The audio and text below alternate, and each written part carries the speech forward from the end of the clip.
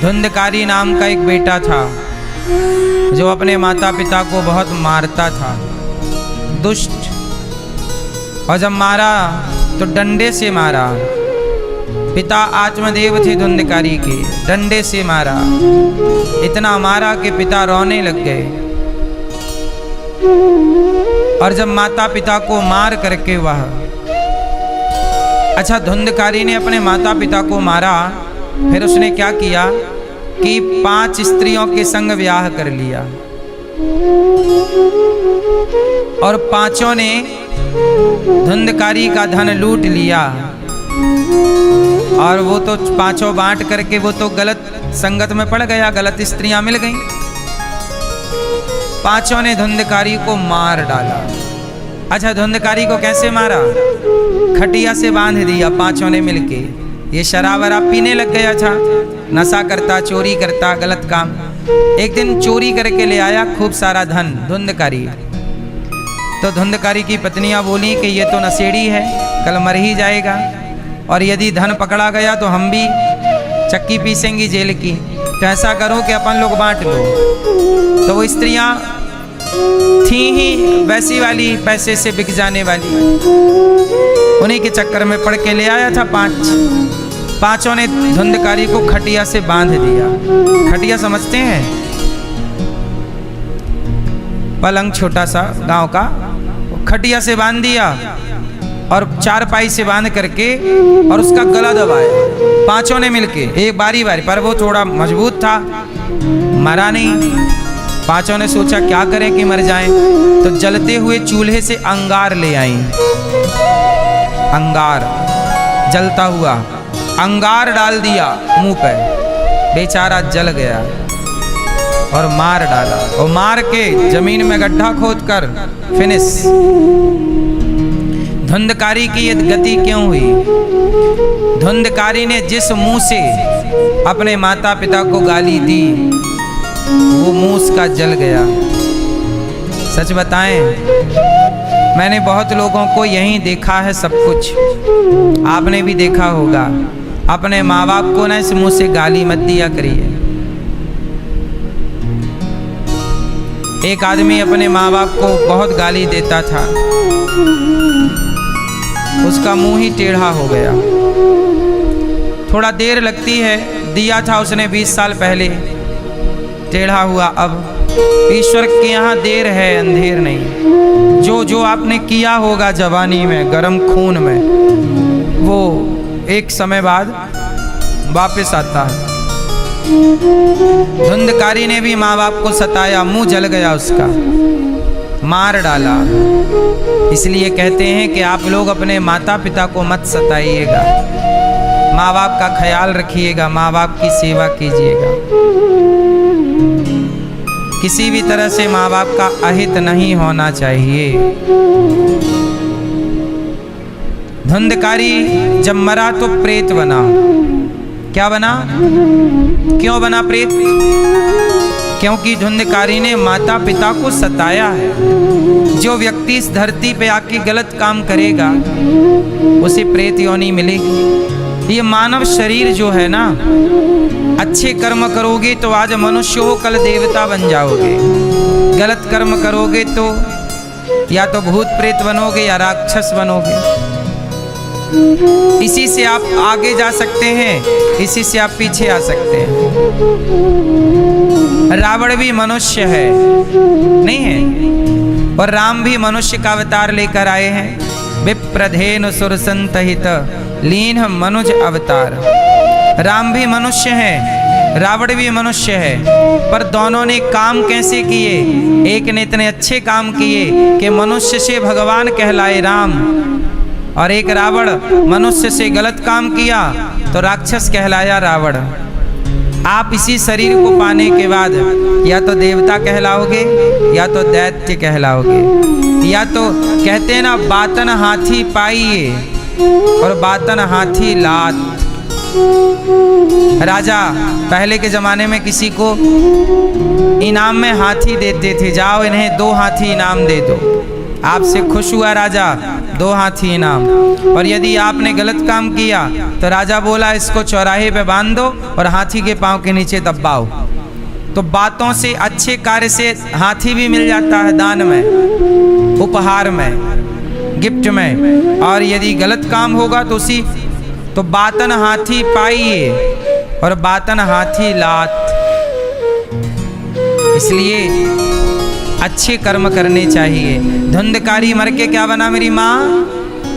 जोर से, प्रेत। आप लोग अच्छे कर्म करिएगा, गलत कर्म कदापि ना हो, कभी ना हो, स्वप्न में भी ना हो। पुरुष तो देखो गलत काम करता है, प्रेत बन जाता है, भूत बन जाता है। स्त्रियां गलत काम करेंगी, पति को सताएंगी, सास ससुर को मारेंगी, डांटेंगी, मार डालेंगी कुछ, तो क्या बनेंगी स्त्रियां? पुरुष तो बन जाएगा माँ बाप को सता के भूत, प्रेत। स्त्री यदि सताएगी अपने बूढ़े ससुर को, रोटी नहीं देगी, और सास को सताएगी और सास का गला दबा दे और मर जाए सास, तो वो स्त्री क्या बनेगी? चुड़ैल।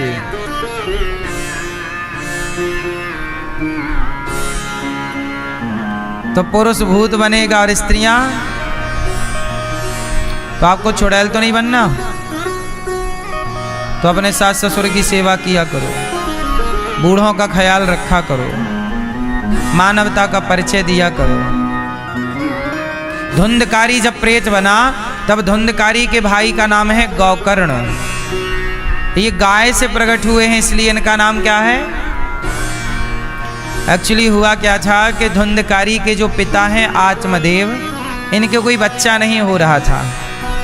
तो ये संत जी जंगल चले गए, तो रास्ते में एक संत जी मिले, कहा कि मुझे पुत्र नहीं हो रहा है। संत जी ने इनके भाग्य को पढ़ लिया कि तुम्हारे भाग्य में पुत्र से कोई सुख नहीं है, इसलिए भगवान ने तुम्हें पुत्र दिया ही नहीं। लेकिन ये जिद पे अड़ गए, नहीं नहीं हमें तो बेटा चाहिए, पुत्र चाहिए। तो संत जी तो संत थे, कहा कि तेरे भाग्य में पुत्र तो है नहीं, पर तू जिद करता है तो जा, मैं तुझे एक फल दे रहा हूँ। एक फल दे दिया, कहा पत्नी को खिलाना। अच्छा, पत्नी का नाम था धुंधली, आत्मदेव जी की पत्नी को फल दिया, पर पत्नी धुंधली ने खाया ही नहीं। उसने फल खिला दिया गाय को। किसे दे दिया? तो गाय को कान गाय की तरह थे और शरीर मनुष्य का। बच्चा हुआ, गाय को नाम रखा गौकर्ण। गौकर्ण पंडितो ज्ञानी, गौकर्ण जी महान ज्ञानी हुए, बड़े ज्ञानी। और अब धुंधली को लगा मैंने तो फल खाया नहीं। पति पूछेंगे फल खाई थी तो पेट में कुछ है? तो वो धुंधली की बहन गर्भवती थी। धुंधली ने पैसे पकड़ाए, बहन ये पैसा तू रख और मुझे बेटा दे देना, तेरे तो खूब सारे हैं, ला। तो धुंधली के जब बेटा हुआ तो उसने अपना बेटा धुंधली को दे दिया, धुंधली की बहन ने। और जब बेटा दिया तो धुंधली ने उसी बेटे का नाम रखा धुंधकारी। अब देखो, आत्मदेव जी की किस्मत में बेटा नहीं था, और जब बेटा नहीं था तो बेटा होने का फल भी दिया, तो पत्नी की बुद्धि ऐसी हो गई कि उसने फल नहीं खाया और बेटा आखिरी में नहीं ही हुआ। और जो बहन का बेटा लिया अपना मान करके, वो नालायक निकल गया और उसने खूब मारा। इसलिए संत जी ने समझाया था कि तुम बेटे के लफड़े में ना पड़ो, तुम्हें बेटे से सुख नहीं है, इसलिए परमात्मा ने आपको पुत्र नहीं दिया। इसलिए ईश्वर जो चीज़ नहीं देते उसके लिए परेशान नहीं होना चाहिए, क्योंकि वो नहीं मिलने में ही आपकी भलाई है। और यदि आप कहेंगे कि नहीं जी हमें तो चाहिए, तो फिर वो मिल जाएगा तो भी आपको कष्ट होगा। लेकिन आज के लोग ये हैं कि चलो जी मिल जाएगा उसके बाद का कष्ट उठा लेंगे, पर नहीं मिल रहा वो वाला कष्ट ज़्यादा है। भगवान जो भी करते हैं ना सही करते हैं, कुछ देते हैं तो भी कृपा है, नहीं देते तो भी कृपा। पर हम इंसानों की बुद्धि में ये बात चढ़ती नहीं है जल्दी से, हम समझते नहीं हैं। अब जैसे आपका बच्चा बोला हमें मोबाइल दिला दो, आपने दिला दिया तो बोलेगा अच्छे हैं माता पिता हमारे, और नहीं दिलाओगे तो वो सबको कहेगा यार हमारे माँ बाप तो अच्छे नहीं हैं, मोबाइल तक तो दिला नहीं रहे हैं। लेकिन आप जानते हो कि मोबाइल से उसका भला नहीं है। आपका बच्चा बोला गाड़ी दिला दो, आपने दिला दिया, बोलेगा अच्छा है। नहीं दिलाया तो बोलेगा यार हमारे माँ बाप तो अच्छे नहीं हैं, जबकि आप जानते हो कि अभी उसके लिए गाड़ी सही। ऐसे ही आप माँ बाप हैं, आपको पता है कि आपके बच्चे के लिए क्या सही है और क्या गलत है। ऐसे भगवान के लिए आप भगवान के बच्चे हैं और आप सबके माता पिता भगवान हैं। भगवान को पता है कि आपके लिए क्या सही है क्या गलत है। इसलिए जो दे रहे हैं, जो नहीं दे रहे हैं, वो भगवान ये जानकर दे रहे हैं या नहीं दे रहे। जो आपको सही है वो दे रहे हैं, जो आपके लिए गलत है वो नहीं दे रहे हैं। लेकिन इतनी सी बात हम समझ नहीं पाते और भगवान को आरोप लगाते हैं, अरे भगवान ने तो उन्हें दे दिया, देखो उनके पास कितना धन है, इनके पास नहीं है। भगवान ने उन्हें दिया, हमें नहीं दिया, उनको दिया, हमें। ऐसा लोग आरोप लगाते रहते हैं। इस धरती पे भगवान, अच्छा ये बताओ, भगवान ही सब कुछ देते हैं कि कोई और है देने वाला? जोर से। जीवन कौन देता है? मृत्यु कौन देता है? बोलो। भगवान। सुख कौन देता है? भगवान। और दुख कौन देता है? हानि कौन देता है? और लाभ कौन देता है? ऐसा है कि देखो, जैसे जज, अभी एक बूढ़े आदमी ने, 60 साल के व्यक्ति ने एक छोटी बच्ची के साथ गलत काम किया था। उसको ना जज साहब ने फांसी सुना दी, तुम्हें फांसी मिलेगी। अब मुझे आप लोग एक बात बताओ कि जज ने एक अपराधी को फांसी दी, तो बताओ इसमें क्या जज की उस आदमी से पर्सनल दुश्मनी थी? उत्तर दो। नहीं। तो फिर जज ने उसे मृत्यु दंड क्यों दिया? उसकी कोई पर्सनल दुश्मनी रही होगी? नहीं। क्यों दिया? जज ने उसे मृत्यु दंड नहीं दिया, उसके अपने गलत कामों ने, गलत कर्मों ने उसे मृत्यु दंड दिया। जज ने तो केवल एक व्यवस्था के तहत अपना जजमेंट सुनाया है। ऐसे ही ईश्वर जज हैं। ईश्वर, जोर से। जैसे जज अब किसी को बाइज्जत बरी कर दिया जज ने और किसी को फांसी दे दी, तो जिसको बाइज्जत बरी किया जज की उससे कोई रिश्तेदारी नहीं थी, और जिसे फांसी दी उससे कोई पर्सनल दुश्मनी नहीं। जज ने तो केवल ये देखा कि तुमने अपराध क्या किया है, उसके अकॉर्डिंग दंड मिला है। उसी तरह ईश्वर जज हैं, और आप लोग जैसा कर्म करते हो, अच्छा या बुरा, उस अच्छे बुरे कर्म का फैसला ईश्वर सुनाते हैं। उसी फैसले को आप सुख या दुख कहते हैं, हानि या लाभ कहते हैं, जीवन या मृत्यु कहते हैं, जबकि वो आपका ही है, जबकि वो आपका ही किया गया कर्म है। कभी का पुराना भी हो सकता है, पिछले जन्म का भी हो सकता है, 100 जन्म पुराना भी हो सकता है, लेकिन हम लोग आरोप ईश्वर पर लगा देते हैं कि आपके कारण हमें ये सब कुछ मिलना हुआ है। इसलिए भगवान किसी को दुख नहीं देते। कौन दुख देता है? व्यक्ति का अपना कर्म। सुख कौन देता है? इसलिए कहते हैं अपने कर्मों को सुधारना स्टार्ट कीजिए। पूरा खेल कर्मों का है, पूरा खेल कर्मों का। धुंधकारी प्रेत क्यों बना? क्योंकि उसके कर्मों का फल था। उसने माँ बाप को मारा, प्रताड़ित किया, जब मरा तो कुत्ते की मौत मरा, गलत दर्द से मरा, पीड़ा से मरा, जलकर मरा, और वह प्रेत बना क्योंकि वह उसके कर्मों का।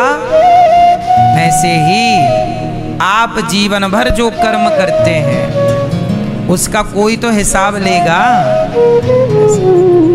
आपको ऐसा लगता है कि कोई देख नहीं रहा है, यहाँ वाला भले ना देखे, वो ऊपर वाला तो देख ही रहा है, लाख आंख से देख रहा है तुझे देखने वाला। अच्छा एक बात बताओ, आप कितने लोग अच्छी जिंदगी जीना चाहते हैं, खुशहाल? सब चाहते हो ना? तो बस इतनी सी मेरी बात मान लो, अच्छे कर्म करना स्टार्ट कर दो बस। सिर्फ किसी का दिल मत दुखाओ, किसी को बेवजह कुछ मत कहो। पैसा दिया है तो अकड़ मत दिखाओ, किसी को नीचा मत दिखाओ, पैसे की गर्मी मत रखो। आप सही दिशा पर सही काम करो, आपका जवानी बुढ़ापा सुखमय बीतेगा, बच्चों का जीवन सुखमय चलेगा। वरना जब ईश्वर का फिर हिसाब चालू होता है, सब जब ईश्वर का हिसाब चालू हुआ तो कर्मों का दंड रावण को मिला। क्या मिला? रहा न कोकुल रोब निहारा। रावण जब मरा तो रोने वाला कोई नहीं था, कोई आंसू बहाने वाला नहीं था। मंदोदरी कह रही है, महाराज जब आप चलते थे तो धरती डोलती थी। रावण चलता तो धरती तो इतना बलवान था रावण, इतना देवताओं की तरफ देख लेता रावण तो देवता सिंहासन से उठ कर के खड़े हो जाते। ये रावण का वर्चस्व था। रावण देवताओं की ओर देख ले तो रावण खड़े हो जाए हाथ जोड़ के। ये रावण का पावर था। ब्रह्मा जी आए वेद पढ़ाने तो रावण के द्वारपाल ने ब्रह्मा जी को रोक दिया। हे ब्रह्मा जी थोड़ा विश्राम करिए यहीं द्वार पे। ब्रह्मा जी बोले कि रावण को वेद पढ़ाना है। बोले वो अभी अभी आए हैं, जानकी जी का अपहरण करके थके हुए हैं, थोड़ा विश्राम कर रहे हैं, थोड़ा वेट कीजिए। ब्रह्मा को वेट करना पड़ता था। रावण के चौकीदार बोले बैठो। ब्रह्मा को बोल रहे हैं। किसको बोल रहे हैं? ब्रह्मा जी को बोल रहे हैं। रावण के चौकीदार बैठो आप, महाराज बाद में मिलेंगे। ब्रह्मा जी चुपचाप बैठ जाते, अपने वेद की पुस्तक लिए। ठीक है बैठे। ये रावण था, इतना पावर। शंकर जी को बोले सुनो, सावन का महीना आ गया है, हम कैलाश वैलाश नहीं आ पाएंगे, आप आ जाओ जरा देर के लिए लंका, अभिषेक करना है। श्रृंगी लेता, जैसे आप नहीं सावन में माटी के शंकर जी बनाते हो, माटी के शंकर जी के फिर दूध से आप अभिषेक करते हो, जल से अभिषेक करते हो। रावण बोला शंकर जी आओ। आए शंकर जी, बैठाए और श्रृंगी लेके शंकर जी के ऊपर अभिषेक करता रावण। ऐसा रावण, ऐसा रावण जो शिव जी को बुला ले, ब्रह्मा जी को भेंट कराए, देवताओं। रावण की लंका में रावण के सिंहासन के नीचे शनि महाराज पड़े रहते थे। रावण के सिंहासन के नीचे कौन था? देवता लोग हाथ जोड़े खड़े रावण के आगे। ऐसा रावण जब मरा तो कोई रोने वाला? हाँ, जब रावण का ये हाल हुआ तो तुम किस बात का घमंड पाले बैठे हो? क्या है आपके पास? कितनी दौलत कमा लिए हो? घमंड नहीं, अहंकार रावण का नहीं चला, हमारा तुम्हारा क्या चलेगा? इसलिए आम का पेड़ फलों से भरता है तो डालियां झुकती हैं। झुकता वही है जिसमें जान होती है, अकड़ खास मुर्दे की पहचान होती है। सच बताओ, रावण को किसने मारा?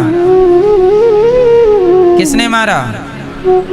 रावण को राम ने नहीं मारा, रावण को उसके अपने कर्मों ने ही मार डाला। क्यों मैया, सही है? रावण को किसने मारा?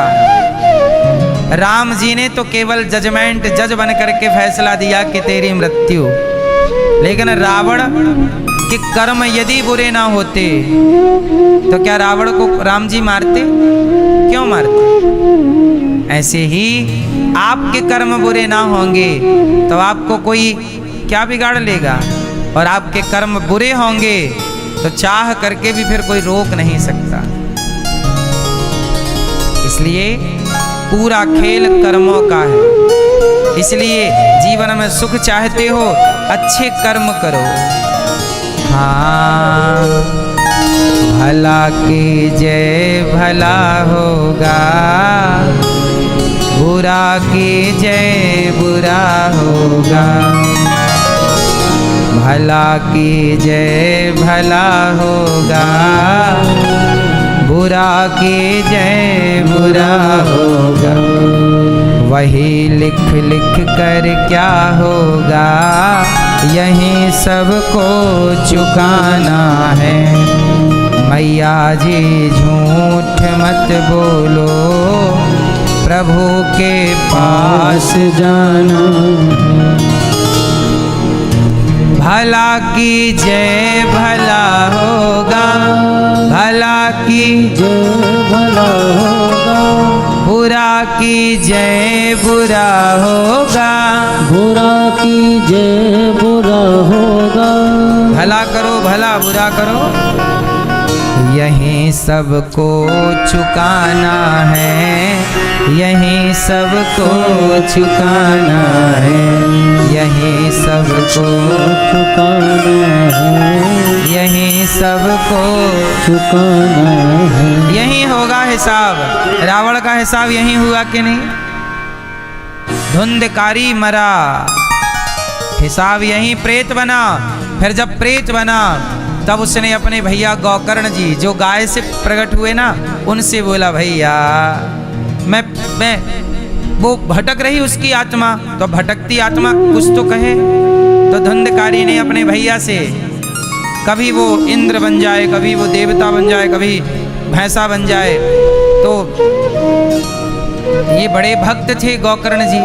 गौकर्ण जी बोले कि कोई सताया हुआ जीव है, तो हाथ में जल लेके मंत्र पढ़ के डाला, कौन हो तुम?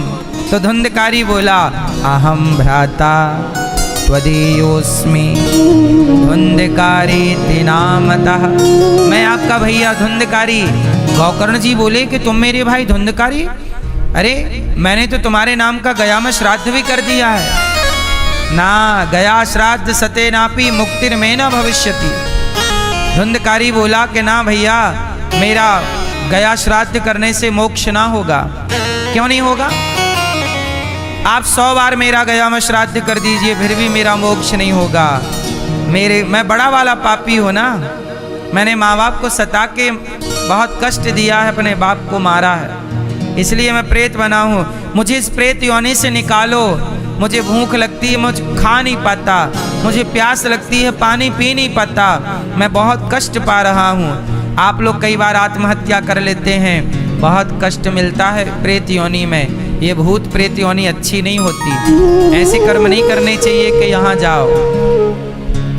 धुंधकारी बोला भैया हमें निकालो इस योनि से, हम प्रेत बन गए हैं। तब गौकर्ण जी बोले चिंता ना करो, मैं तुम्हारे मोक्ष का कोई साधन ढूंढता हूँ। तब सवेरे सवेरे गौकर्ण जी ने भगवान सूर्य से प्रार्थना की कि हे सूर्य भगवान, मेरा भाई बड़ा दुष्ट था पर था तो भाई, आप कृपा करिए, बताइए कि मेरे भाई प्रेत योनि में चला गया है, अब मेरे भाई का उद्धार कैसे होगा। तब सूर्य भगवान ने कहा कि आपके भाई का उद्धार भागवत श्रवण करने से होगा। तब गौकर्ण जी ने तुरंत भागवत जी की योजना बनवाई और सब देश देशांतरों में निमंत्रण कार्ड भेजा, ऋषि मुनियों को बुलवाए और प्रेम से गौकर्ण जी ने अपने भैया धुंधकारी को भागवत सुनवाई। और जब पहले दिन की कथा सुनी तो धुंधकारी हवा प्रधान थी, तो वह बांस की एक ग्रंथि में जाके बैठ गया। पहले दिन की कथा हुई तो बांस की एक गांठ खुल गई, दूसरे दिन की कथा में बांस की दूसरी गांठ खुली, तीसरे दिन की कथा में तीसरी, चौथे दिन की कथा में चौथी। 7वां दिन आया, कथा पूरी हुई, एक दिव्य पुरुष कथा के बीच में प्रकट हो गया। विमान आया, विमान पर बैठकर जब जाने लगा तो गौकर्ण जी ने रोका, रुको भाई कौन हो? तब कहा गौकर्ण जी आप भैया आपका धन्यवाद, मैं आपका भाई धुंधकारी हूँ। गौकर्ण जी ने कहा कि भाई तुम तो प्रेत थे, तुम तो अब देवताओं की तरह शरीर पाकर वस्त्र पहन के विमान पर जा रहे हो, कैसे? तब धुंधकारी ने कहा कि जो आपने मुझे भागवत सुनवाई, इस भागवत के श्रवण मात्र से मैं प्रेत की योनि से निकलकर एक दिव्य देवताओं की तरह शरीर पाकर अब मैं भगवत धाम जा रहा हूँ, वैकुंठ जा रहा हूँ। गौकर्ण जी की वहाँ पर सभी श्रोताओं ने जब ये दृश्य देखा तो गौकर्ण जी से अब धुंधकारी तो चला गया। तो जाते जाते गौकर्ण जी ने कहा, धुंधकारी कुछ जनता जनार्दन के लिए तो कहो। तब धुंधकारी ने जाते जाते क्या कहा वो जरा आप सुनिएगा। गौकर्ण जी ने कहा, धुंधकारी ने कहा कि दुनिया वालों सुनो, हम लोग भोजन बनाते हैं, सवेरे का बनाया भोजन शाम तक बिगड़ जाता है, नहीं दाल महकने लग जाती है, साग में दुर्गंध पैदा हो जाती है, नहीं सुबह का बना भोजन शाम तक बिगड़ जाता है। जरा सोचिए कि सुबह का बना भोजन शाम तक बिगड़ जाता है, उसी भोजन से बना हुआ ये शरीर कब तक चलेगा? आपका शरीर, दास अनिरुद्ध का शरीर कब तक चलेगा? शरीर कब तक साथ देगा? इसलिए जब तक शरीर साथ दे रहा है तब तक प्रभु का चिंतन कर लीजिए, अच्छे कर्म कर लीजिए। एक समय बाद आपका शरीर जब आपका साथ नहीं देगा तब अच्छा करना चाहोगे भी तो भी कर नहीं सकते। इसलिए भोजन सवेरे से का बना शाम को नष्ट हो रहा है, तो उसी दाल चावल सब्जी रोटी खीर पूड़ी बादाम काजू से तो तुम बने हो। खाना पीना बंद कर दो, देख लो हालत। तो आपके शरीर में जो भी शक्ति है वो खाने पीने से तो है, तो वो खाना पीना कितना आपको शक्तिशाली बनाएगा। इसलिए धुंधकारी ने कहा कि मैंने बहुत घमंड किया था, प्रेत बन गया। आप लोग ऐसे कोई काम मत करना कि गलत योनि में चले जाओ। तब सबने गौकर्ण जी तो धुंधकारी तो चला गया, मोक्ष पा लिया भागवत सुन के। इसलिए आप लोग भागवत सुना करो, इसलिए जीते जी भागवत सुनना चाहिए। और यदि कोई आपके दादा परदादा मृत्यु को प्राप्त हो चुके हो, माता पिता, उनके निमित्त भी जब आप भागवत सुनते हैं तो वह भी वैसे ही मुक्त हो जाते हैं जैसे धुंधकारी प्रेत योनि से मुक्त होकर भगवत धाम चले। फिर गौकर्ण जी से सब लोगों ने कहा कि हमें भी भागवत सुनवाइए, क्योंकि धुंधकारी ने तो मोक्ष पा लिया, हमारा क्यों नहीं हुआ? कहा जितनी तन्मयता से धुंधकारी ने सुना आपने नहीं सुना। तब दूसरी बार वहाँ भागवत जी हुई और गौकर्ण जी ने भागवत सुनवाई, तो हर जीव जंतु भी भगवत धाम भागवत सुन के सब भगवत धाम गए। तो ये भागवत की महिमा है। देवता भी तरसते हैं। एक बार जब परीक्षित जी भागवत सुन रहे थे तो देवता आए और कहा कि हमें भागवत सुनाओ। तब सुखदेव जी ने कहा, क्वा सुधा क्वा कथा लोके क्वा कांचः क्वा मणिर्महान। ए देवराज इंद्र, आप स्वर्ग के अमृत को लाए हैं पर हम आपको भागवत नहीं देंगे। स्वर्ग के राजा देवराज इंद्र को भी सुखदेव जी ने भागवत नहीं सुनवाई। क्यों? आप अधिकारी नहीं। भागवत सुनने का अधिकारी कौन? भागवत सुनने का अधिकारी कौन है? जिसके अंदर श्रद्धा है, जिसके अंदर प्रेम है। आपके अंदर प्रेम है भगवान के लिए, श्रद्धा है, तब आप भागवत सुनिए। और जिसके अंदर श्रद्धा नहीं, प्रेम नहीं, वो भागवत समझ ही नहीं पाएगा बेचारा। देवराज इंद्र को नहीं सुनवाई तो देवराज इंद्र ने ब्रह्मलोक में तराजू बांधी, एक पलड़े पर भागवत को रखकर दूसरे पलड़े पर स्वर्ग के तमाम सुखों को रखकर तौला, तो भागवत जी का पलड़ा भारी था। अहंकार इंद्र का भी नष्ट हो गया। इंद्र चरणों में गिरे, तब भागवत जी से भगवान प्रकट हो गए। बोलिए भागवत भगवान की। सुखदेव जी प्रकट हुए और जंगल की ओर गए तपस्या करने, भगवत चिंतन करने। अब देखो, देवताओं जब राजा परीक्षित जी को सुखदेव जी ने भागवत सुनाई, इंद्र का अहंकार मिटा, सनकादियों के बीच भगवान प्रकट हुए। सनक सनंदन सनातन सनत कुमारों ने नारद जी को भागवत सुनवाई। भागवत सुनी, सबका संदेह दूर हुआ। भक्ति परेशान थी, तब भक्ति महारानी को भागवत सुनवाई, भक्ति का दुख दूर हुआ, ज्ञान भई। भागवत किसने सुनी? भक्ति ने। एक बार भक्ति भी उदास बैठी यहीं वृंदावन में। नारद जी निकले, नारायण नारायण। तो नारद जी की नजर एक महिला पे पड़ी, उदास थी। एक बुढ़ा यहाँ सो रहा, एक बुढ़ा यहाँ। नारद जी ने कहा देवी आप कौन हैं? कहा कि अहम भक्ति ऋतिख्याता इमऊ में तनयऊ मतऊ। महाराज मेरा नाम भक्ति है, ये मेरे दो बेटे हैं ज्ञान वैराग्य, ये पुत्र दोनों मेरे हैं। कहाँ से आई हो तुम? उत्पन्ना द्रवणे साहम वृद्धिम कर्णाटके गता क्वचित क्वचिन महाराष्ट्रे गुर्जरे जीर्णताम गता। हम द्रवण देश में उत्पन्न हुई, वृद्धिम कर्णाटके, कर्नाटक में पली बढ़ी, महाराष्ट्र में हमें कहीं कहीं सम्मान मिला, गुजरात में तो हम बुढ़ी सी हो गई, और वृंदावन जब से आई हैं तब से थोड़ा अच्छी है। ऐसा किसने कहा? भक्ति ने कहा। अब ये गुजरात क्या है, द्रवण क्या है? उत्पन्ना द्रवणे साहम, हमारे हृदय में भक्ति उत्पन्न होती है। वृद्धिम कर्णाटके, जब कानों से कथा सुनोगे तो हृदय की भक्ति बढ़ेगी कि घटेगी? कथा सुनने से भक्ति कम होती है कि ज़्यादा? हाँ, तो भक्ति सबके यहाँ है। कानों से कथा सुनो तो भक्ति बड़ी होगी। और गुजरात, गुजर गई रातें, एक रात गुजर गई किसके बिना? भगवान के भजन के बिना। यदि आपका ध्यान भगवान से हट गया तो देख लेना आपका ध्यान गलत जगह पे लगेगा, गलत कामों में लगेगा। इसलिए हम कहते हैं कि अपने चित्त को भटकाओ ना। बूढ़ी हो जाएगी आपके अंदर की भक्ति यदि आपका मन भजन से हटके और गलत दिशाओं में लग गया तो। आजकल लोगों का मन कहाँ लगता है ज़्यादा, है ना? आजकल लोग कहते हैं काम में मन नहीं लगता, सबको मोबाइल पे जुआ खेलना है, जुआ वाला ऐप डाउनलोड कर रखा है, सबको जुआ खेलना, सट्टा, सबको जल्दी बड़ा आदमी होना है। मेहनत करके बड़ा आदमी किसी को नहीं बनना आजकल मेहनत से बड़ा आदमी नहीं बनना चाहता कोई, रातों रात बड़े आदमी हो जाए। तो चलो जुआ का ऐप डाउनलोड कर लिया और जुआ खेल रहा है, और जुआ खेलने के चक्कर में लाखों हार गया। जो घर की पूंजी थी वो भी खत्म, ना घर का रहा ना घाट का। अरे जुआ खिलाने वाले जो ऐप होते हैं वो अपने कमाई के लिए बने हैं, तुम्हारे लिए नहीं बने हैं। इतनी सी बात तुम नहीं समझ पाए तो तुम बेवकूफ़ी तो हो एक नंबर के। इसलिए कहता हूँ मेहनत पे भरोसा करो।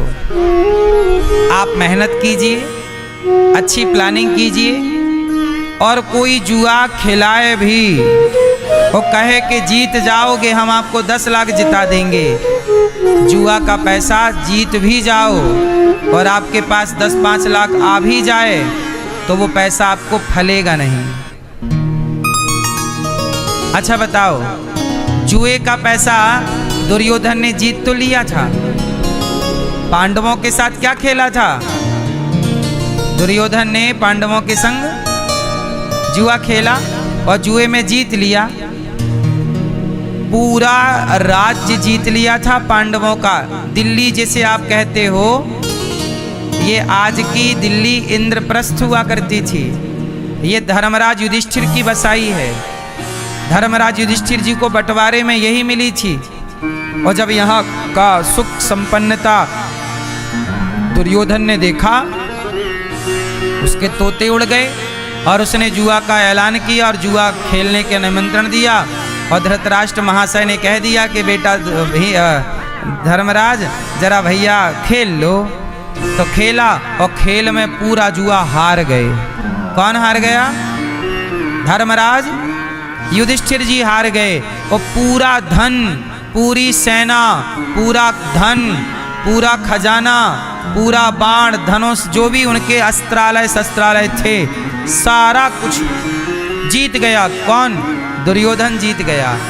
दुर्योधन जुए में सब जीत गया, लेकिन जीता हुआ 15 साल भी नहीं चला, सर्वनाश हो गया। तुम जुए से धन जीत भी लो तो वह धन तुम्हें फलीभूत ना होगा। इसलिए कहता हूं फलीभूत आपकी मेहनत है। मेहनत करो, अच्छी प्लानिंग करो, सही तरीके से पैसे कमाओ, वो पैसा फलीभूत है। वो एक पैसा होता है जो आपके सामने आता है और आपके सामने नष्ट हो जाता है। लेकिन एक पैसा होता है जो पीढ़ियों तक चलता है। क्यों, सही है ना? एक पैसा कैसे चलता है? पीढ़ियों तक। कि दादाजी के पास भी पैसा था, वो सही रास्ते पर चले तो दादा का पैसा आपके पिताजी पे आया, और फिर पिताजी सही रास्ते पर चले तो आज आपके दादाजी भी अमीर थे, आप भी अमीर हो। आपकी संतान सही रास्ते से कमाओगे तो वो कई पीढ़ी तक टिकेगा, क्योंकि आपके दादा परदादाओं का वो ईमानदारी का पैसा, उन्होंने बेईमानी नहीं, और बेईमानी की होगी तो आने वाली दूसरी पीढ़ी सड़क में आ जाएगी, देख लेना।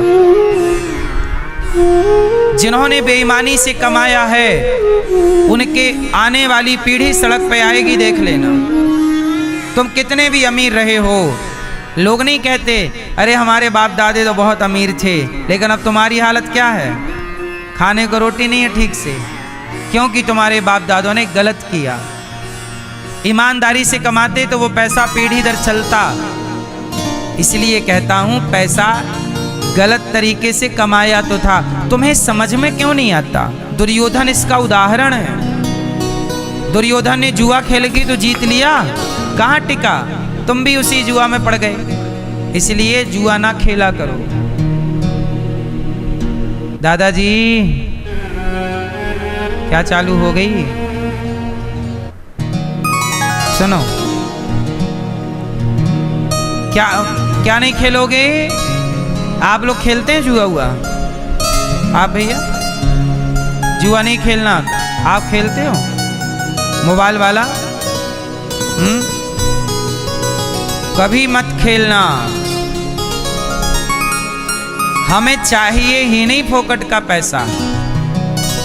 आप अपने बच्चों को ऐसा बनाओ जैसे ये दास अनिरुद्ध को अभी मेरे से कोई कहे कि तुम जुआ खेल लो, 1 करोड़ बिल्कुल तय है जीत जाओगे। यदि मुझे पता भी लग जाए कि मैं जुआ खेलूंगा और 1 करोड़ जीत जाऊंगा, मैं तो भी जुआ नहीं खेलूंगा। मुझे वो चाहिए नहीं ना करोड़, मुझे पता है कि वो मुझे फलीभूत नहीं होगा। जुआ में कलयुग का वास होता है। जैसे आप लोग क्या कहते हैं कई बार, साग सब्जी धो करके खाओ, क्योंकि साग सब्जी में बैक्टीरिया हो सकता है। नहीं धोओगे गर्म पानी में तो बैक्टीरिया फंगस आपके पेट में।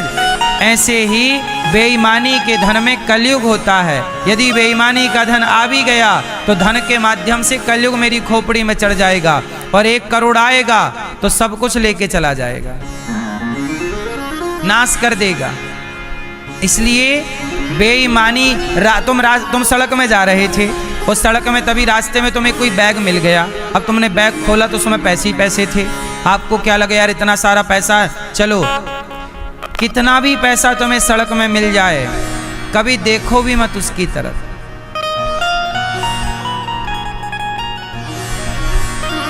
सीता कौन है? साक्षात लक्ष्मी। और किसकी लक्ष्मी है? राम की। सीता जी कौन है? साक्षात, जोर से, लक्ष्मी। और किसकी लक्ष्मी है? नारायण की। और नारायण कौन है? राम। साक्षात लक्ष्मी है। नारायण की लक्ष्मी उठा लिया रावण ने। जब आप दूसरे का धन उठा लोगे, दूसरे का धन हड़प लोगे, सर्वनाश हो जाएगा कि नहीं? देख लो रावण का हाल। इसलिए मेहनत करो, पैसे कमाओ। लक्ष्मी के तुम, अच्छा रावण ने क्या गलती की? लक्ष्मी से क्या कहता है? सीता जी से, एक बार विलो किमम ओरा। ए सीता, मुझे अपना पति क्यों नहीं बना लेती? मंदोदरी तेरी दासी हो जाएगी। अच्छा एक बात बताओ, आप लोग लक्ष्मी पति हो कि लक्ष्मी पुत्र हो? आप लोग क्या हो? जोर से, जोर से। आप कभी लक्ष्मी पति मत बनिएगा।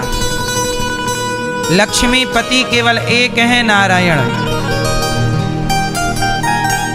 लक्ष्मी के पति, भाई लक्ष्मी पति मतलब लक्ष्मी के, भाई लक्ष्मी के पति कौन है? केवल नारायण। और रावण भी क्या बनना चाहता है? लक्ष्मी पति। अरे रावण, तू लक्ष्मी पुत्र तो हो सकता था, तू चरणों में गिर जाता सीता जी के, तो तू पुत्र हो सकता था।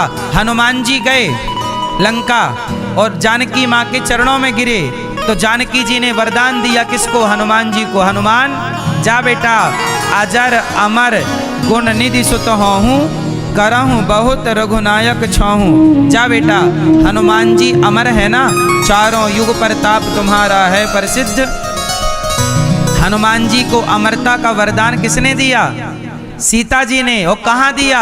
लंका में दिया। ये वो माता है, लक्ष्मी है। ये हाथ धर दें तो तुम अमर हो जाओगे। ए रावण, तू बेटा क्यों नहीं बन जाता? तू पुत्र बन जाना। तू पति बनना चाहता है। अरे लक्ष्मी नारायण की है और नारायण हम सबके पिता हैं। लक्ष्मी हम सबकी माता है। तू कैसा पंडित है, तू कैसा बुद्धिमान है, तू कैसा ज्ञानी है, अपनी माता से कहता है मेरे से ब्याह कर लो। कैसी बात कर रहा है? इसलिए रावण के ज्ञान को कोई सराहता नहीं है।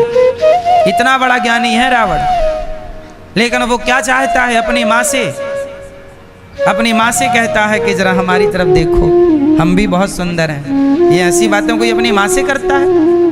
कहाँ तेरी बुद्धि मारी गई? चरण पकड़ लेता तू सीता जी के तो तेरा भला हो जाता, तेरा नाश होने से रुक जाता। यही बातें तो समझने की हैं कि जब खोपड़ी पर कलयुग बैठता है, विनाश काले विपरीत बुद्धि, तब आप आदमी उल्टा सुल्टा बोलने लग जाता है, गलत करने लग जाता है। इसलिए कहता हूँ किसी की लक्ष्मी मत हड़पिएगा। लक्ष्मी नारायण की है और नारायण की ही रहेंगी वो। लक्ष्मी मेरी माँ हो, मेरे लक्ष्मी जी मेरे घर आएंगी पर माँ के रूप में आएंगी। वो मुझे अपने पुत्र, जैसे माँ बेटे के घर जाती है ऐसे आएंगी। अब आप कहो नहीं मैं तो लक्ष्मी पति हूँ, तो लात मारेंगी रावण जैसे। सोने की लंका थी। फिर इसलिए क्या बनोगे आप लक्ष्मी पुत्र बनो, आप लक्ष्मी पुत्री बनो। इसलिए हम लोग कहते हैं लक्ष्मी हमारी माता है। ओम जय लक्ष्मी माता, तो वो हमारी क्या है?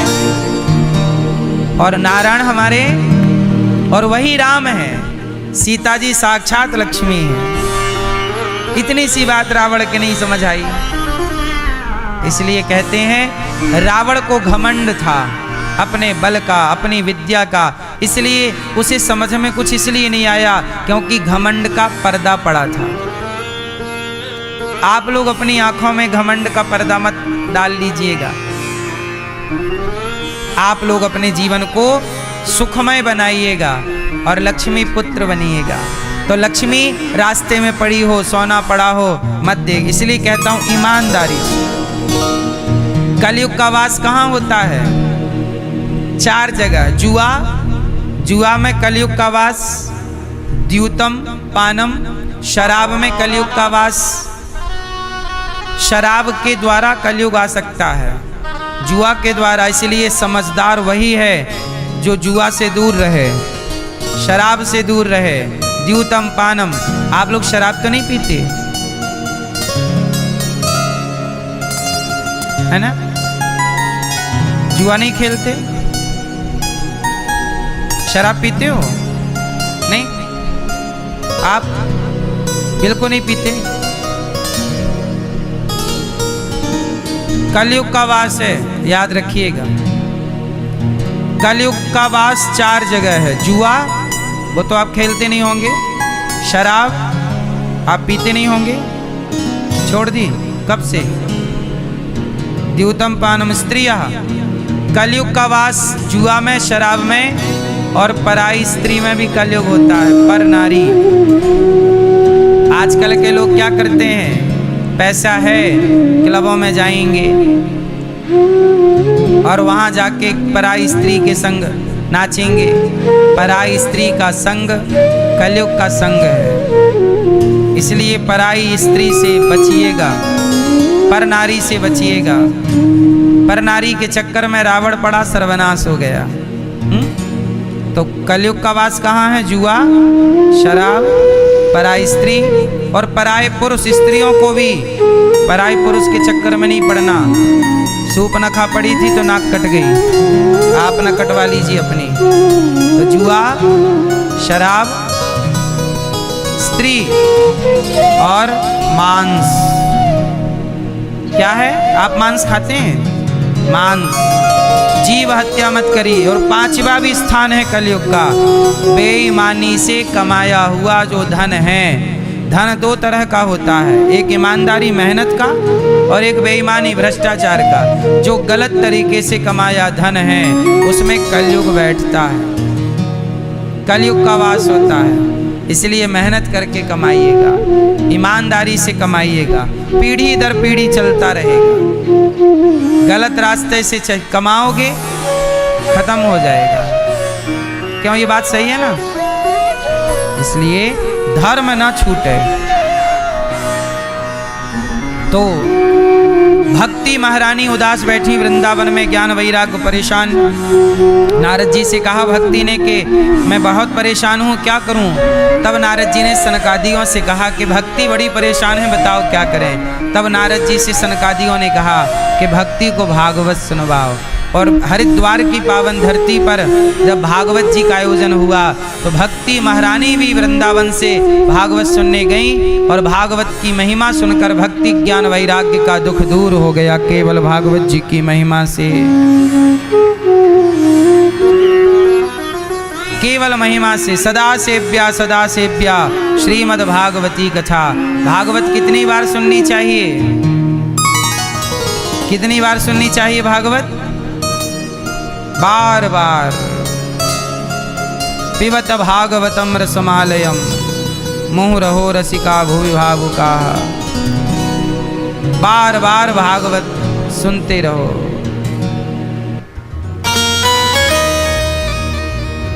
सदा सेव्या। भागवत सुनकर के भक्ति का सारा दुख दूर हो गया और भक्ति ताता थैया करके नाचने लग गई। भक्ति महारानी झूम झूम के नाचने लग गई और नाचते नाचते क्या कहने लग गई? हमारे बांके बिहारी सरकार, हमारे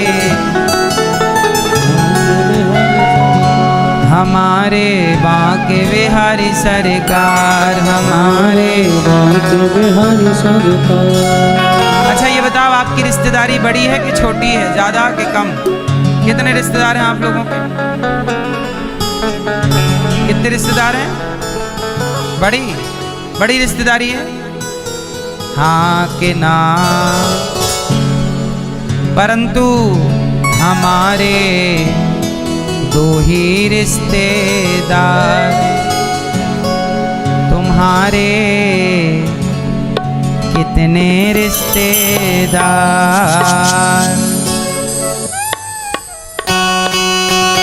तो भगवान से क्या कहोगे?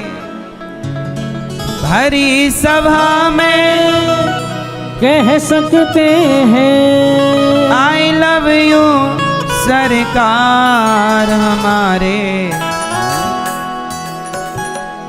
2 ही रिश्तेदार। मैया तुम्हारे कितने रिश्तेदार?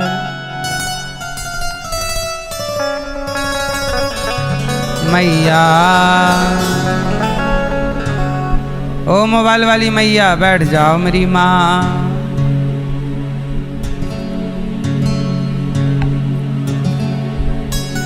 अब भगवान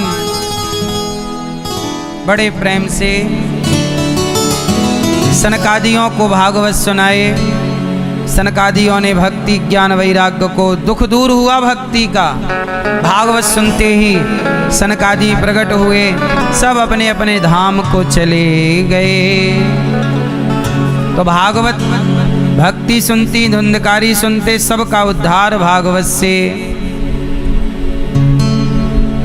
जन्माद्यस्य यतोऽन्वयादितरतस् चार्थे स्वभिज्ञः स्वराट् तेने ब्रह्म हृदय आदि कवये मुह्यन्ति यत्सूरयः तेजो वारि मृदां यथा विनिमयो यत्र त्रिसर्गो मृषा धाम्ना स्वेन सदा निरस्तकुहकम् सत्यं परं धीमहि। सत्यं परम धीमहि।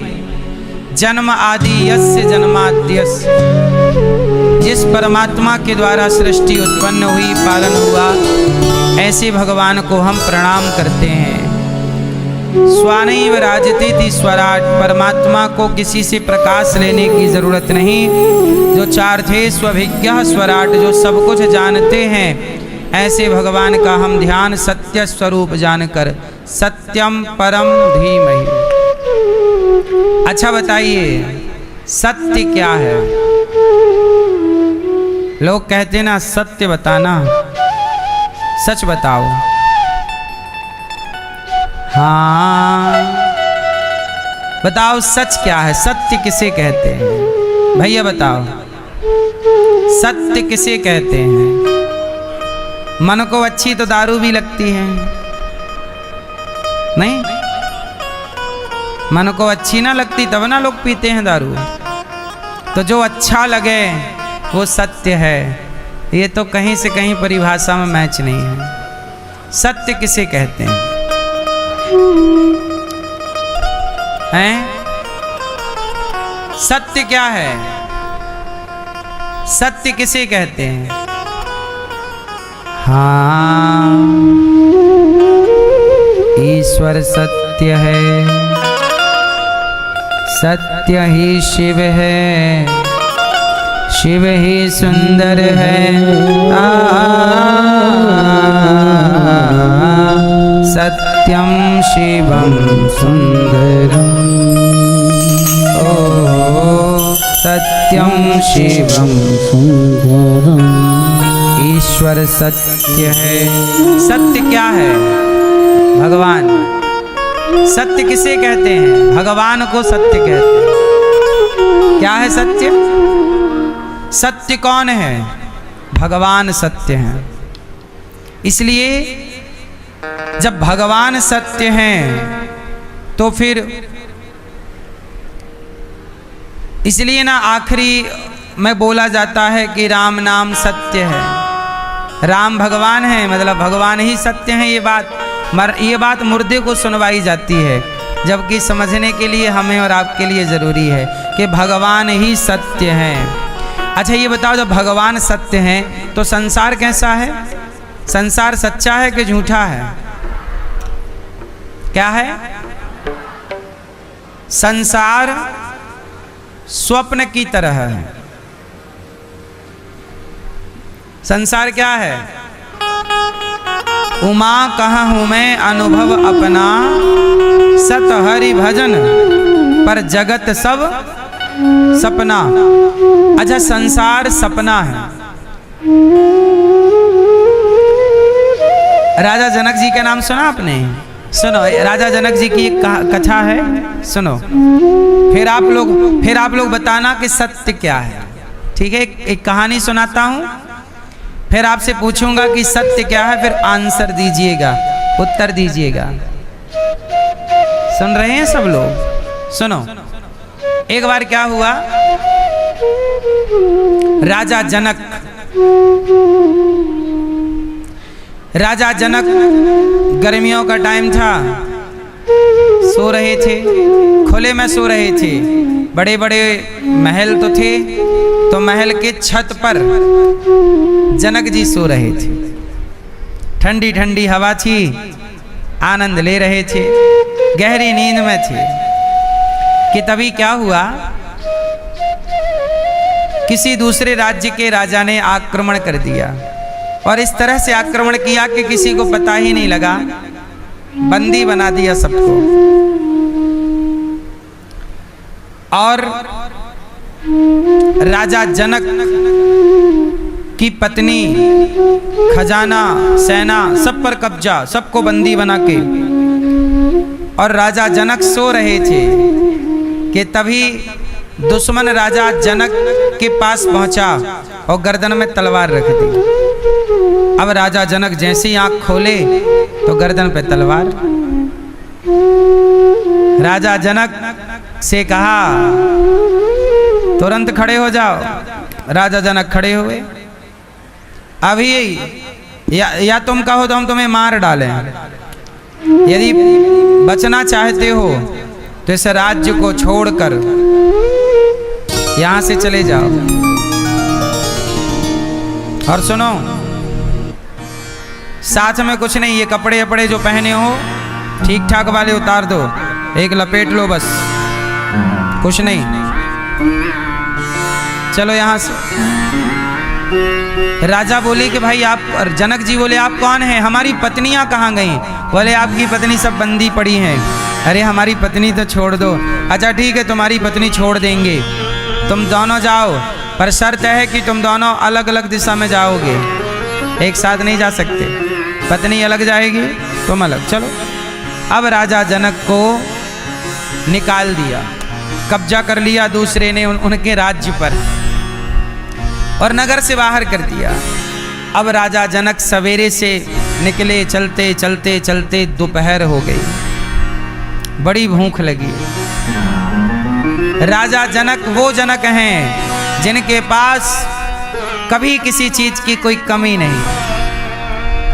अब इनको भूख लगी तो एक गांव में पहुंचे, बहुत भूख लगी है। अब ये राजा थे, कभी भीख तो मांगी नहीं कि किसी के द्वार जाके भिक्षा मांग लें कि भैया बड़ी भूख लगी, कभी नहीं मांगा। तो क्या हुआ कि वहां ना भंडारा चल रहा था, भंडारा। तो ये गए तो लाइन में लग गए कि चलो यहाँ मिल जाए। देखो राजा जनक कल तक राजा थे, आज भूख लगी है तो लाइन में खड़े हैं जहाँ भोजन बट रहा है, पीछे पीछे गए। और जैसे ही इनका नंबर आया तो भोजन बांटने वाले बोले तेरा भाई पात्र कहाँ है, बर्तन? अरे बोले बर्तन तो नहीं है, उनके पास कुछ नहीं था। बोले हाथ पे दे दो। अरे हाथ पे कैसे देना है, पूरा गर्म है, अभी गिरा दोगे, जाओ पात्र लेके आओ। राजा जनक को बोले जा बर्तन लेके आओ। अब बर्तन लेने कहाँ जाएं, अब बर्तन कहाँ मिले? तो पास में ही कोई कुम्हार घड़े की दुकान लगाए था, उसके पात्र थे, बड़े बड़े दिया पात्र था। अब जनक जी गए, भैया एक पात्र दे दो, भोजन बढ़ रहा, बड़ी भूख। कुमार बोला चलो पैसे लाओ। अरे पैसे तो नहीं है। तो फिर पैसे नहीं, फ्री में दे दें, चलो। अब दिए वहां पर कुम्हार की दुकान के पास ना, जो चीज फूट जाती थी तो फूटा हुआ घड़ा पड़ा था, तो घड़े का आधा हिस्सा बर्तन जैसा तो हो ही जाता है, कुछ भी रख के आप खा सकते हैं। वो घड़ा का फूटा हुआ टुकड़ा जनक जी घड़े का हिस्सा टूटा हुआ लेकर फिर से लाइन में लगे। और जब लाइन में लगे और जैसे ही उनका नंबर आया तब तक भोजन खत्म। अब जनक जी का बर्तन तो हाथ में है पर आखिरी बचे भोजन नहीं है, खत्म। कहा चलो अब कल आएगा, अब भंडारा कल होगा, चलो।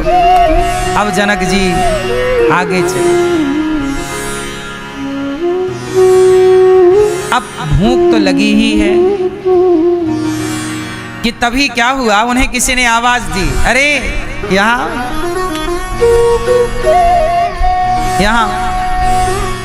तो वहां पे एक साधु जी थे। साधु जी बोले यहाँ तुम्हें भूख लगी है?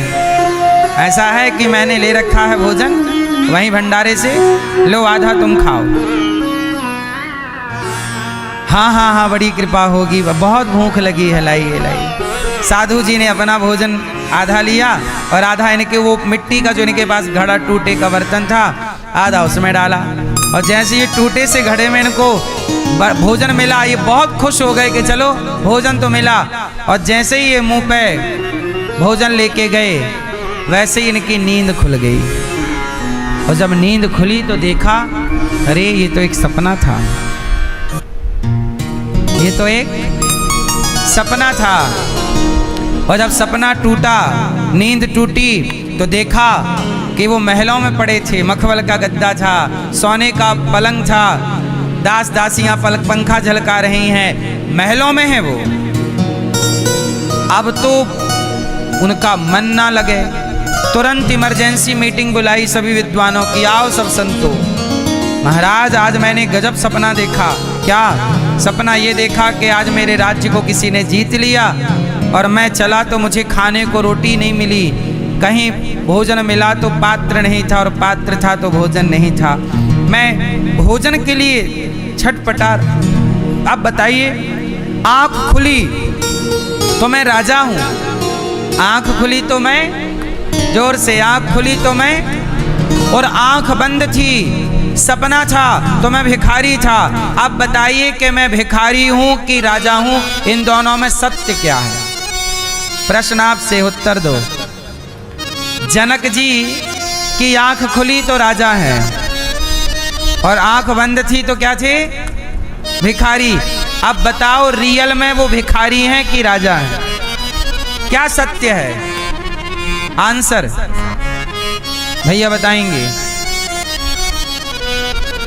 क्या सत्य है, भिखारी के राजा? भिखारी सत्य है, आप बताओ। राजा सत्य है, आप बताओ। राजा, आप बताइए। भिखारी, आप बताइए। राजा, आप बताओ बेटा। भैया बताएंगे सब, मैया बताएंगे, हमारी चश्मा वाली मैया। क्या सत्य है? जोर से, जोर से। अब राजा ने बड़े बड़े विद्वानों को बुलाया और पूछा कि बताओ सत्य क्या है, मैं राजा हूं कि मैं भिखारी हूं? क्योंकि मैं ही दोनों था। अब मैं क्या हूं? बड़े बड़े विद्वानों से पूछा तो बड़े बड़े विद्वानों ने आप लोगों की तरह आंसर दिया। कोई बोला कि आप भिखारी थे, वही सत्य था। किसी ने कहा आप राजा थे, वही सत्य है। पर राजा को संतुष्टि ना हुई कि भाई ये आंसर सही नहीं है। तभी उनके द्वार पर अष्टावक्र जी आए। कौन आए? अष्टावक्र जी। जब अष्टावक्र जी आए तो राजा सिंहासन से उतरे और चरणों में बैठ के कहा, महाराज बताइए ये सत्य है कि वो सत्य था? तब अष्टावक्र जी मुस्कुराए, बोले, राजन ना ये सत्य है ना वो सत्य था। कैसे? बोले, आंख खुली तो रात का सपना टूट गया और जिस दिन आपकी आंखें सदा के लिए बंद होंगी ये दिन का सपना भी टूट जाएगा। भिखारी थे, ये सपना तब टूटा जब आंखें खुली, और जिस दिन तुम्हारी आंखें सदा के लिए बंद होंगी तो तुम राजा हो, ये वाला सपना भी। सच बताओ, आंख बंद होते ही आपके ये जीवन का सपना टूटेगा कि नहीं? तो ना वो अपना ना ये अपना, तो अपना क्या? बोले भगवान अपने हैं, बाकी ये सब सपना है। इसलिए एक भगवान के सिवा कोई सत्य नहीं है। ईश्वर सत्य है। ना जागृत में देखा गया वस्तु जगत सत्य है, ना स्वप्न में देखा गया जगत सत्य है। आंख खुलने में रात का सपना भंग हो जाता है और आंख बंद होने पर दिन का सपना भी भंग हो जाएगा, अर्थात टूट जाएगा। आप बताइए, जितने लोग मर गए उनका सारा सपना टूट गया कि नहीं? फिर तो ये संसार फर्क इतना है कि वो सपना हम आंख बंद करके देखते हैं और ये संसार का सपना आंख खोल करके देखते हैं। है दोनों ही सपने।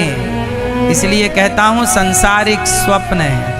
तुलसीदास जी ने ये बात कही कि सत हरि भजन जगत सब, इसलिए संसार को अपना ना कहो। आप लोग ऐसे टूट पड़ते हैं, मेरा मेरा मेरा, नहीं, ये सब कुछ सपना है। अच्छा ये बताओ, आपका लड़कपन आपके लिए क्या है? आपका लड़कपन, जब आप अपने लड़कपन को अब याद करते हैं, मैं भी कभी कंचे खेलता था, गिल्ली डंडे खेलता था, मैं भी तालाब में नहाता था, है ना? मैं भी अमरूद चुरा चुरा के, आम चुरा चुरा के खाता था। वो आज जब सोचते हो तो आज सोचने पर वो सपने के जैसा लगता है। सच बताएं, आपका लड़कपन सपने जैसा चला गया, आपकी जवानी सपने जैसी। अब आप जवानी के बारे में सोचते हो तो ऐसा लगता है कि वो एक सपना है। आपका बुढ़ापा भी एक दिन सपना जैसा हो जाएगा। इसलिए संसार अपना नहीं है, संसार एक सपना है और इस सपने को लोग अपना मान बैठे हैं। इसलिए कहता हूं, उठ जाग मुसाफिर भोर भई, अब रैन कहाँ तू सोबत है। जो सोबत है वो खोबत है, जो जागत है वो, ये सब सपना है। ये मेरा बेटा है, मेरी बेटी है, मेरा परिवार है, मेरा दौलत है। क्या मेरी दौलत है? आंख बंद होते ही कुछ ना रह जाएगी तुम्हारी दौलत। सपना है बस। इसलिए कहता हूं, मीराबाई ने क्या कहा, मेरे तो गिरधर गोपाल दूसरो ना कोई, भगवान के सिवा मेरा कोई नहीं। इसलिए सत्यम परम धीमहि, परम सत्य कोई है तो भगवान ही परम सत्य है। इसलिए तो लोग कहते हैं आखिरी में कि राम नाम वही सत्य है। क्यों कहते हैं? ताकि दुनिया को बताएं कि भगवान ही सत्य है, बाकी तो सब सपना है। पर इतनी सी बात लोग समझते नहीं हैं और सुना भी किसे रहे हैं? मुर्दे को, जो सुन ही नहीं सकता। और जो सुन सकता है वो सुन रहा है, वो बोल रहा है पर समझ नहीं रहा है। सही है? सारी जिंदगी में आदमी नहीं समझता, संसार को ही अपना मान के बैठ जाता है। इसलिए भगवान को अपना मानिए, भगवान को अपना कहिए। मैं बार बार कहता हूँ, हम सब यहाँ के नहीं हैं, हम सब वहाँ के हैं। यहाँ तो कुछ काम के लिए आप आए हैं, कुछ काम के लिए दास आया है, कुछ काम के लिए आप आए हैं। काम पूरा होती चलो,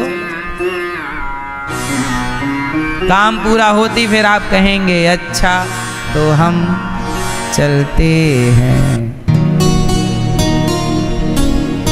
यहाँ तो पूछा जाएगा फिर कब मिलोगे, फिर वहाँ की यात्रा में तो फिर ये ना पूछा जाएगा फिर कब मिलोगे, वहाँ नहीं मिलेंगे। अब के बिछड़े कब मिले, दूर पड़े हैं। कहते पत्ता गिरा, पीपल का पत्ता या कोई भी पत्ता ले लो आप, पत्ता पेड़ से चिपका है ना, पत्ता गिरा है डाल से। सुनिएगा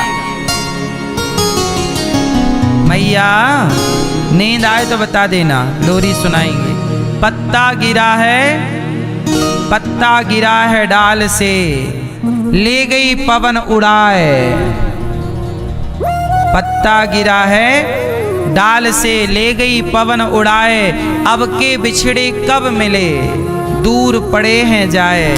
मृत्यु के बाद ऐसा बिछड़ना है कि उसके बाद फिर कोई किसी को कभी नहीं मिलता।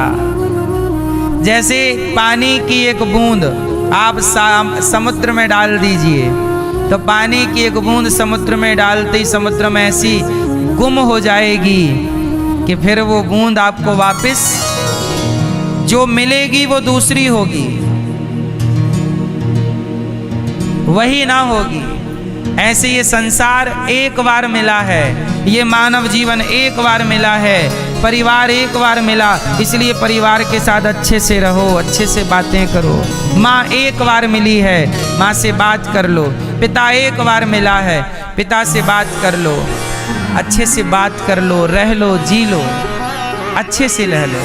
क्योंकि इसके बाद फिर आपकी माँ केवल फोटो रह जाएगी, पिता की तस्वीर रह जाएगी, आपकी और हमारी भी एक दिन सिर्फ तस्वीर रह जाएगी। कोई भी यहाँ फिर कब मिलता है, दूर पड़े हैं जाए। इसलिए कहता हूँ जगत से मोहब्बत ना कीजिएगा, रोना पड़ेगा। भगवान अपने हैं।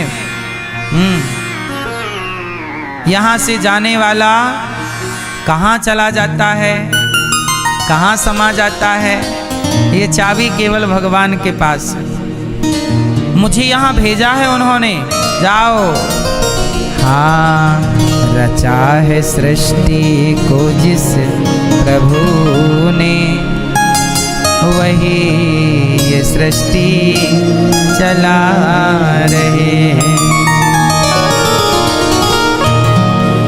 जो पेड़ हमने लगाया पहले, उसी का फल हम अब पा रहे हैं। रचा है सृष्टि को जिस प्रभु ने, वही ये सृष्टि चला। जिन्होंने भेजा जगत में जाना, बताओ आपको किन्होंने भेजा है? आपको जिन्होंने भेजा जगत में जाना, तय कर दिया लौट के फिर से आना। जिन्होंने अनिरुद्धाचार्य को यहाँ भेजा है इस जगत में, उन्होंने ही ये तय करके रखा है कि अनिरुद्धाचार्य कितने साल धरती पर रह के क्या क्या करेगा। भगवान इस शरीर से करा रहे हैं और टाइम पूरा होती भगवान। जिन्होंने भेजा जगत में जाना, तय कर दिया लौट के फिर से आना। जो भेजने वाले हैं यहाँ पर, जो भेजने वाले हैं यहाँ पर, वही फिर वापस बुला रहे हैं। रचा है सृष्टि को जिस प्रभु ने, वही ये सृष्टि चला रहे हैं। है ना? भगवान ही इसी धरा से शरीर पाए, इसी धरा में फिर ये समाए। इसी धरती से ना हमें पंच तत्व का ये शरीर, खा पी रहे हैं तो बना है शरीर, खाना पीना बंद हो जाए तो खत्म। इसी धरा से शरीर पाए, इसी धरा में आखिरी में हमारा शरीर कहाँ समाएगा? 50 रुपए के घड़े में आपकी सारी राख समा जाएगी। क्यों ये सही है? कितना घमंड करके आदमी चलता है। ज्यादा घमंड ना कर भाई, 50 रुपए के घड़े में पूरा का पूरा समा जाएगा। सांस है तो इतना घमंड किस बात का? इसी धरा से शरीर पाए, इसी धरा में फिर ये समाए। है सत्य नियम यही धरा का, है सत्य नियम यही धरा का। एक आ रहे हैं, एक जा रहे हैं। बच्चा पैदा हुआ तो दादाजी चले गए, एक आया। रचा है सृष्टि को जिस प्रभु ने, वही ये सृष्टि चला रहे हैं।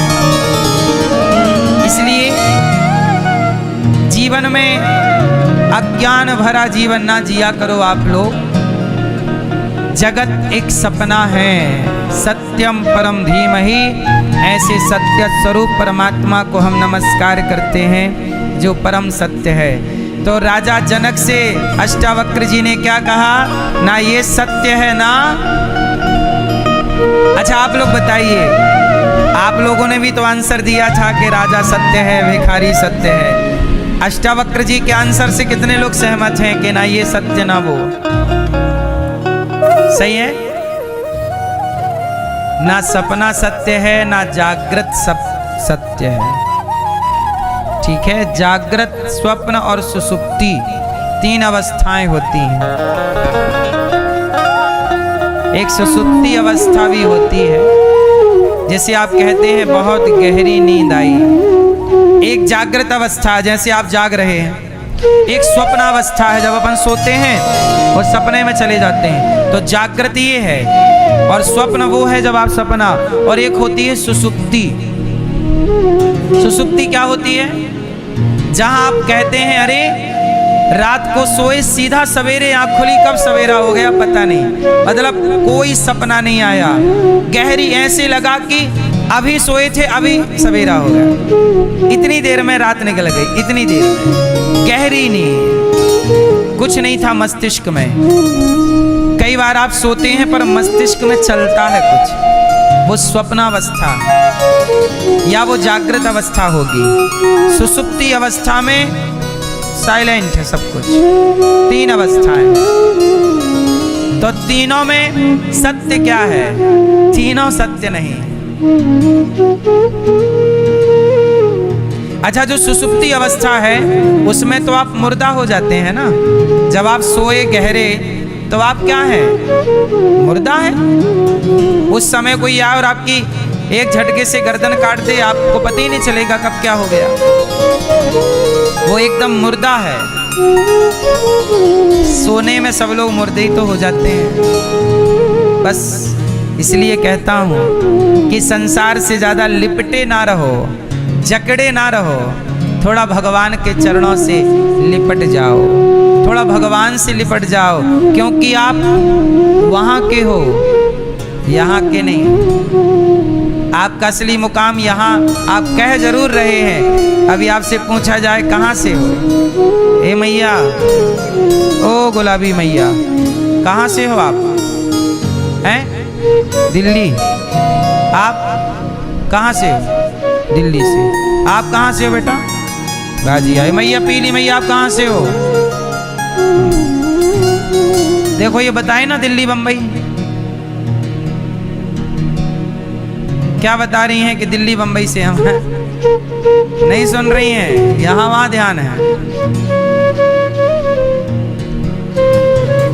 आगे बैठी हैं और ध्यान सबसे पीछे। कहाँ की हो? अब खुली ना ज्ञान की बत्ती।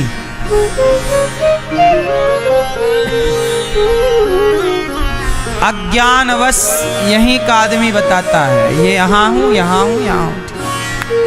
व्यवहार में बताना भी पड़ता है। यदि आप गए कहीं किसी के, कहाँ से आए, और कहने लग गए वहां से, तो वो सोचेगा एलियन तो नहीं है। ये भी फांसी है। सही बता तो आदमी, आज के व्यक्ति इस ज्ञान को समझ ही नहीं पाएंगे कि कहना क्या चाह रहा है। इसलिए सांसारिक व्यक्ति के लिए सांसारिक बातें करनी पड़ती है। इसलिए आप लोग दो तरह का ज्ञान रखा करो। संसार में बताने बोलने के लिए तो ये ज्ञान सही है कि मैं गाजियाबाद का हूँ, मैं यहाँ का हूँ, मैं वहाँ का, फलाना ढिमका, सही है। लेकिन वास्तविक में आप जानो, किसी को बताना है तो ठीक है, लेकिन आपको ये जानकारी होना चाहिए कि आप कौन हैं और कहाँ से हैं। ये आत्म, इसी को कहते हैं आत्मज्ञान, इसी को कहते हैं विद्वान लोग आत्मबोध। जिसे आत्म, लोग नहीं कहते अरे बड़े आत्मज्ञानी हैं। आत्मज्ञानी किसे कहते हैं? जो ये मान ले कि मैं यहाँ का नहीं, मैं वहाँ का हूँ, जगत मेरा नहीं जगन्नाथ मेरे। दो बातें समझ में आ जाए तो वही आत्मज्ञानी है। और ये दो बात समझने में आपको कई जन्म लेने पड़ सकते हैं। जितना आसानी से आप सिर हिला हिला के यहाँ समझ रहे हैं, शाम होते ही ये सारा ज्ञान बह जाएगा। बोलो हाँ ना। धर्म प्रोजित कई तवोत्र परमो निर्मत्सराणां सता वेद्यम वास्तवमत्र वस्तु शिवदम तापत्रयोन्मूलनम। भगवान के, अच्छा भागवत जी में प्रश्न है, धर्म क्या है? धर्म किसे कहते हैं? अभी आपने क्या जाना? सत्य किसे कहते हैं, इसकी परिभाषा ठीक से जान ली। अब जानते हैं धर्म किसे कहते हैं। धर्म किसे कहते हैं बताइए, दादाजी बताएंगे। धर्म किसे कहते हैं? कौन बताएगा? हाँ बताओ, हाँ हाँ बताओ। धर्म किसे कहते हैं?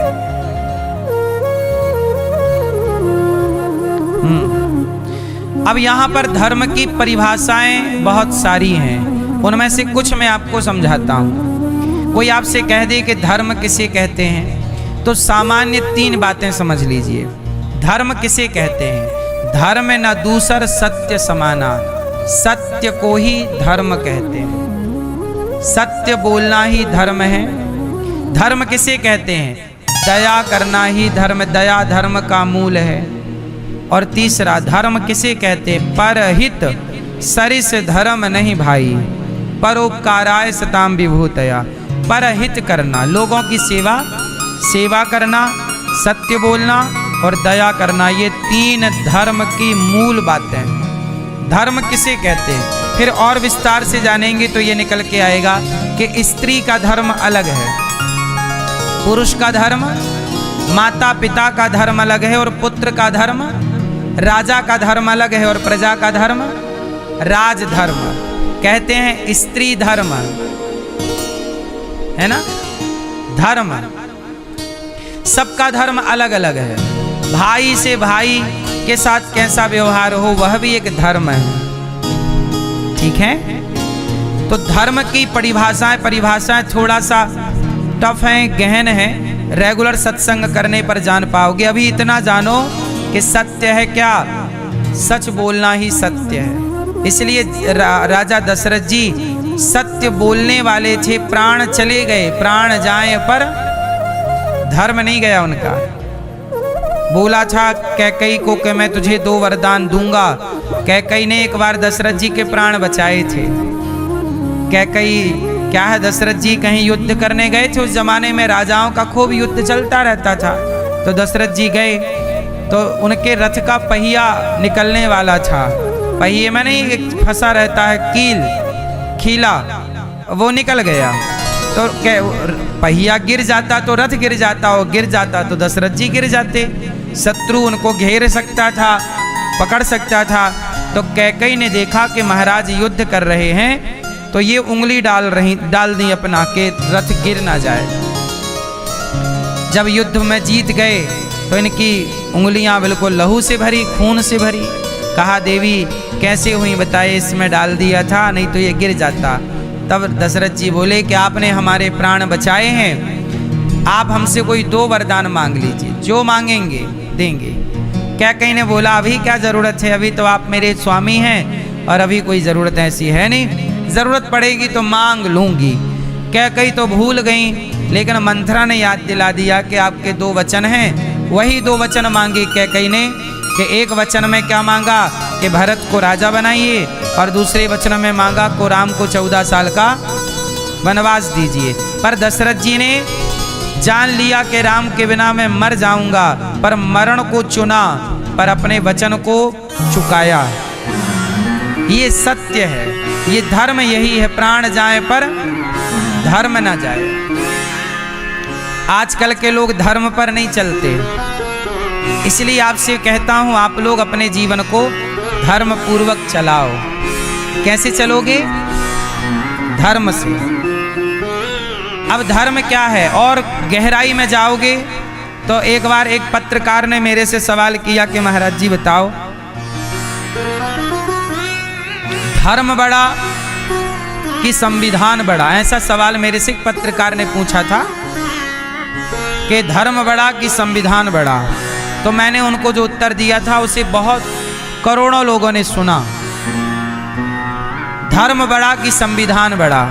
तो मैंने उनको जो उत्तर दिया वो उत्तर इस तरह से था कि देखो, जब आप अपनी पत्नी को देखते हो और अपनी माँ को देखते हो, तो माँ और पत्नी को देखने वाली दृष्टि एक ही है कि अलग अलग है? अलग अलग नज़र से देखते हो ना। माँ को देखोगे तो माँ को देखने का भाव अलग होगा, पत्नी को देखने का भाव। अच्छा, दोनों को एक ही दृष्टि से देखा जा सकता है, एक ही नज़रिए से? जैसे स्त्रियों के लिए भी आपके पिता को देखती हो और आपके पति को देखती हो, तो पिता और पति को देखने के 2 नज़रिए हो गए ना। आप पिता को अलग देखती हो और पति को अलग दृष्टि से। क्या दोनों की दृष्टियां एक हो सकती हैं? बोलो, किसने रोका है? किसने रोका है? यही है धर्म। आप अपनी पत्नी को और अपनी माँ को जब देखते हो तो संविधान की नजर से नहीं, धर्म की नजर से देखते हैं। आप अपने पिता को और अपने पति को देखती हो तो संविधान की नजर से नहीं, किसकी नजर से? धर्म की। इसलिए धर्म इतना सूक्ष्म है। सीता जी को रावण ले तो गया, और क्या बोल रहा? एक बार विलोकमम ओरा। रावण की ओर सीता जी ने एक बार देखा भी नहीं था। वो क्या बोल, सुंदरकांड तो पढ़ते हो ना, ये चौपाई आती है ना, एक बार विलोकमम ओरा तब तृणधर योट कहत वैदेही सुमरि अवधपति परम स्नेही। सीता जी ने रावण की तरफ एक बार भी नहीं देखा। कितनी बार नहीं देखा? क्यों नहीं देखा? क्योंकि धर्म यही है, अपने पति के होते हुए पर पुरुष का स्त्री दर्शन भी ना करे। और ऐसे आदमी का जिसकी नियत खराब हो, देखना भी धर्म नहीं, पाप है। इसलिए सीता जी ने नहीं देखा। इसलिए तो कहता हूं, क्या देखो क्या ना देखो, आंखों में भी धर्म होना चाहिए। आप भी तो देखते हो, क्या देखना चाहिए क्या नहीं देखना चाहिए, बताओ। आप देखो कैसे, कोई महिला स्त्री बड़ी है, वो माँ बराबर की है, बहन छोटी है, पुत्री, इस दृष्टि से देखो तो धर्म है। और यदि इस दृष्टि से नहीं देखा, गलत भाव आ गया किसी स्त्री को देखकर, वही अधर्म है। किसी पुरुष को देखकर गलत विचार आ गया, वही अधर्म है। इसलिए नजरों में भी धर्म है। तो वही देखो जो देखने योग्य है। सुनना भी धर्म है। क्या सुने? कथा सुनो। निंदा सुनना पाप है, निंदा नहीं सुनना चाहिए, यह धर्म हो जाएगा। इसलिए आंखों में धर्म, कानों में धर्म, और वाणी से वही बोलो जो सही है, धर्म है। इसलिए वाणी में भी धर्म हो। तो धर्म किसे कहते हैं? रामो विग्रहवान धर्म, धर्मः, राम ही धर्म है। राम ने जो जो आचरण जीवन में किया है वही धर्म है। रावण ने जो किया वो अधर्म है। इसलिए आप लोग भी धर्म से चला करो।